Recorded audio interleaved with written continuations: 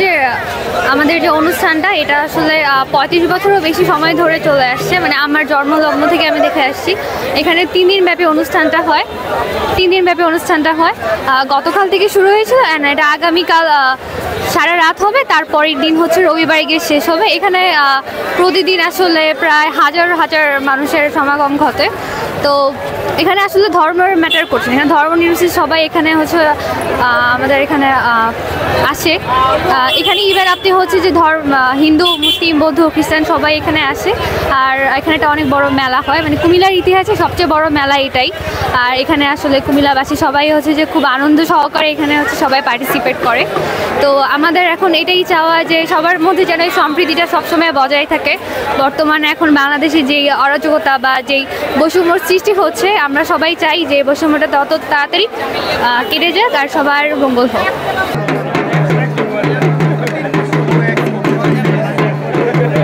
আনন্দ, উদ্দীপনা এবং ধর্মীয় আনুষ্ঠানিকতা পালনের মধ্য দিয়ে কুমিল্লায় পালিত হয় ৮৬তম রাজোৎসব।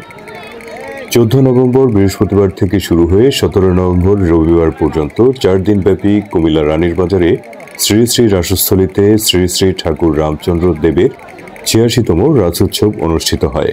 হাজার হাজার ভক্ত, অনুরাগী এবং ধর্মমত নির্বিশেষে সকল শ্রেণী পেশার মানুষ দেশের বিভিন্ন প্রান্ত থেকে এসেছেন এই অনুষ্ঠানে যোগ দিতে। পূজা অর্পণ, বিভিন্ন ধর্মীয় আনুষ্ঠানিকতা এবং মেলায় অংশগ্রহণের মধ্য দিয়ে ঐতিহ্যবাহী এই অনুষ্ঠানটি শান্তিপূর্ণভাবে কুমিল্লা রানীর বাজার সংলগ্ন শ্রী শ্রী রাসস্থলী মন্দিরে অনুষ্ঠিত হয়। শ্রী শ্রী ঠাকুরের আশ্রম মন্দির সমূহের মধ্যে কুমিল্লা রানীর বাজার বাংলাদেশের শ্রী শ্রী রাসস্থলী প্রাচীনতম।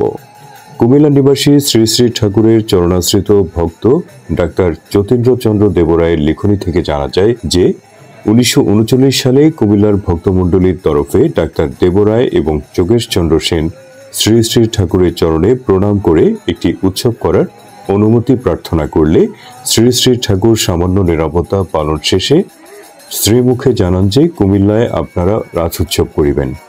তথাপি কুমিল্লা টেকনিক্যাল স্কুল প্রাঙ্গণে শ্রী শ্রী রাসোৎসব প্রথম অনুষ্ঠিত হয়। শ্রী শ্রী ঠাকুরের আশীর্বাদ ও কুমিল্লার ভক্তমণ্ডলীর আন্তরিক উদ্যোগে পরবর্তীকালে ১৯৪০ সন হইতে ১৯৫৭ সন পর্যন্ত ওই রাজোৎসব কুমিল্লার কান্দির পাড়ে বসন্ত কুমার মজুমদারের গৃহ প্রাঙ্গণে আয়োজিত হয়। জানা যায় কোনো একবার শ্রী শ্রী ঠাকুর উৎসবের আগে ওই উৎসব স্থানে তার পদধূলি দিয়ে কুমিল্লার ভক্তমণ্ডলীর ইচ্ছা পূরণ করেছিলেন।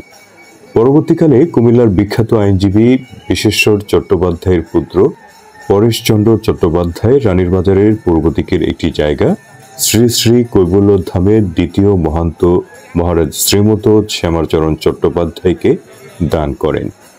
তারই অনুপ্রেরণায় জমিটির সংস্কার সাপেক্ষে ওই স্থানে রাজোৎসব এর স্থান নির্দিষ্ট করবার জন্য কুমিল্লার ভক্তমণ্ডলীকে নির্দেশ দেন এবং স্থানটির নামকরণ করেন শ্রী শ্রী রাসস্থলী। পরবর্তীতে মহান্ত মহারাজের নির্দেশক্রমে এবং কুমিল্লার ভক্তমণ্ডলীর আন্তরিক ইচ্ছা ও সহযোগিতায় শ্রী শ্রী রাসস্থলীতে তৈরি করা হয় শ্রী মন্দির সহ সুন্দর সুদৃশ্য মহান্ত নিবাস ও যাত্রী নিবাস। ১৯৫৮ সন হইতে প্রতি বছর রাস পূর্ণিমায় শ্রী শ্রী রাসস্থলীতে আনন্দ ও মহা ধুমধামের সহিত পালিত হয়ে আসছে শ্রী শ্রী রাসোৎসব। প্রথম বছর শ্রী শ্রী কৈবল্যধামের দ্বিতীয় মহান্ত মহারাজ শ্রীমথ শ্যামাচরণ চট্টোপাধ্যায় নিজে ওই রাজোৎসব পরিচালনা করেছিলেন এবং কুমিল্লার ভক্তদের আশীর্বাদ দানে ধন্য করেছিলেন।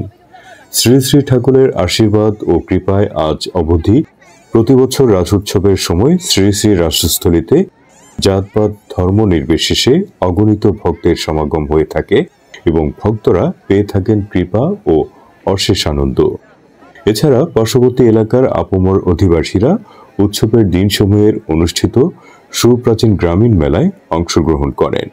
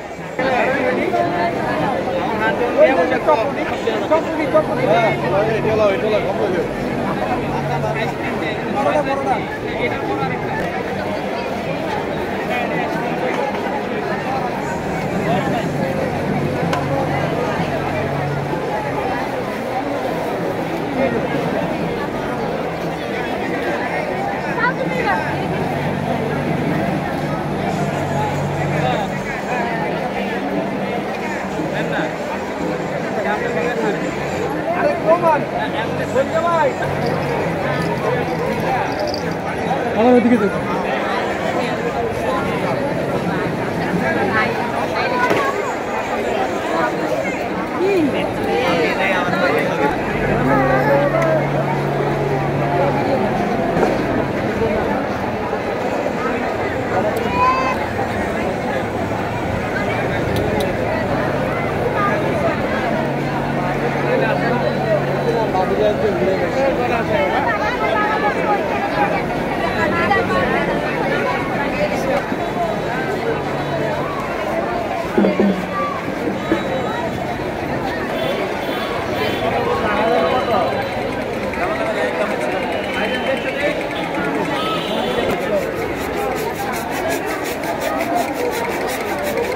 Bapak, ini apa di sana?